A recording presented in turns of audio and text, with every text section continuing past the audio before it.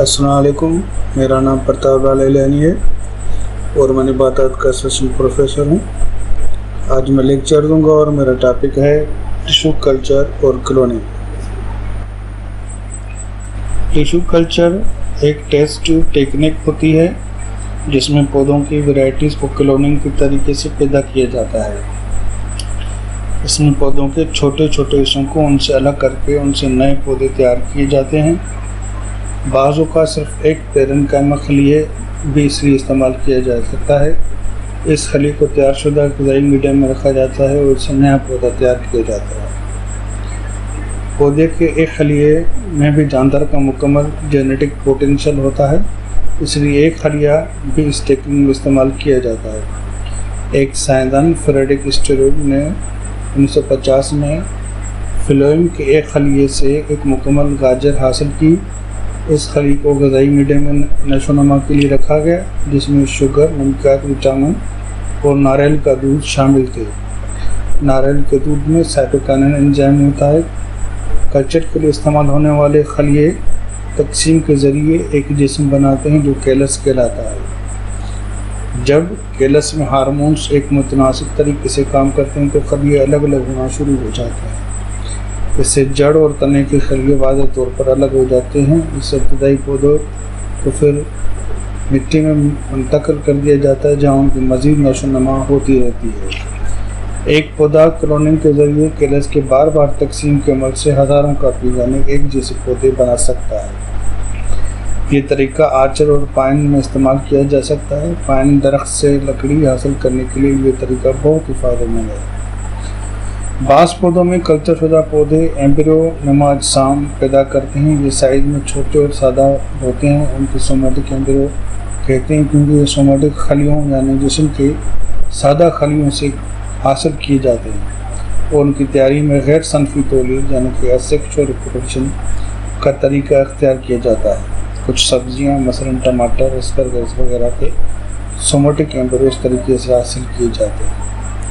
इसी तरह से गार्डन वगैरह में खूबसूरती के लिए लगाए जाने वाले पौधे यानी कि ऑर्नामेंटल प्लांट्स, मसलन लिलीज, बेगोनिया और अफ्रीकन वायलेट पौधे को भी इस टेक्निक से हासिल किया गया है। प्लांट टिश्यू कल्चर के तरीके को जेनेटिक इंजीनियरिंग की मदद से पौधों में इस्तेमाल किया जा रहा है। पौधों में बैरूनी जीन्स को दाखिल करने के लिए पौधों के छोटे छोटे टुकड़े यहाँ से इस्तेमाल किए जाते हैं या एक पौधे के खलिए इब्तदाई मटीरियल के लिए इस्तेमाल में लाए जा रहे हैं। इससे ये बात मुमकिन हो गई कि पौधों के एक खलिए जिसमें बैरूनी डीएनए मौजूद होते हैं उस खलिए के ज़रिए जेनेटिक तौर पर तब्दील शुदा पौधे हासिल किए जा सकते हैं।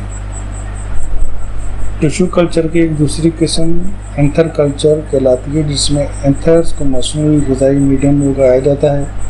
इस तरीके में पोलन ग्रेन में ट्यूब खलिए तकसीम होते हैं और इब्तदाई एम्ब्रियो बनाते हैं। ये एम्ब्रियो 20 से 40 खलियों पर मुश्तमिल होते हैं। बालाखिर पोलन ग्रेन के फट जाने से एम्ब्रियो बाहर निकल आते हैं। ये एम्ब्रियो हेप्लॉइड होते हैं जिसमें रिसेसिव जीन्स मौजूद होते हैं। क्लोनिंग बायोलॉजिकल साइंस की एक मॉडर्न टेक्नोलॉजी है जिसमें जेनेटिक मादे की डुप्लीकेट कापियाँ तैयार की जाती हैं। ये गैर सनफी तौलीद की एक मिसाल है। क्लोनिंग के ज़रिए पैदा होने वाले तमाम जानदार एक जैसे होते हैं। उसकी मिसाल पौधों में गैर सनफी तौलीद और रीजनरेशन का अमल है।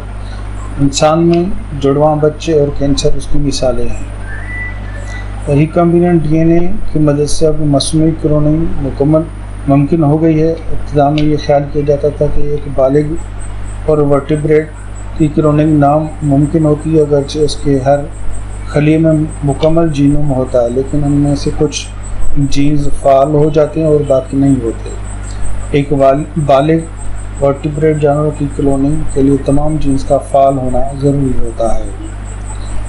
1997 में स्कॉटलैंड के साइंसदान ने एक ब्यूड डॉली को इस टेक्निक के ज़रिए से पैदा किया। उस टेक्निक को छोटे मामूली जानवरों में कामयाबी से इस्तेमाल किया गया है। अब तक बछड़े, बिल्लियाँ और बकरियों में ये टेक्निक इस्तेमाल की गई है। साइंसदान मामूली जानवरों की क्लोनिंग कर सकते हैं, लेकिन ज़्यादातर ममालिक में इंसान की क्लोनिंग पर पाबंदी आयद की हुई है। क्लोनिंग का अमल यानी कि प्रोसेस ऑफ क्लोनिंग। क्लोनिंग के अमल में एक फर्टिलाइज शुदा अंडे को न्यूक्लियस से अलग किया जाता है। इसके बाद एक मुकम्मल उज़ू याफ्ता जानदार के खलीए से न्यूक्लियस हासिल की जाती है और ज़ायगोट में मुंतकिल कर दी जाती है। फर्टिलाइज ज़ायगोट मादा के अंदर यूटेरस या वोम में रख दिया जाता है ताकि उसकी नशोनुमा हो जाए। नशोनुमा के बाद जो जानदार पैदा होता है वो उस जानदार से कतई मुशाबह होता है जिसकी न्यूक्लियस इस्तेमाल की जाती है।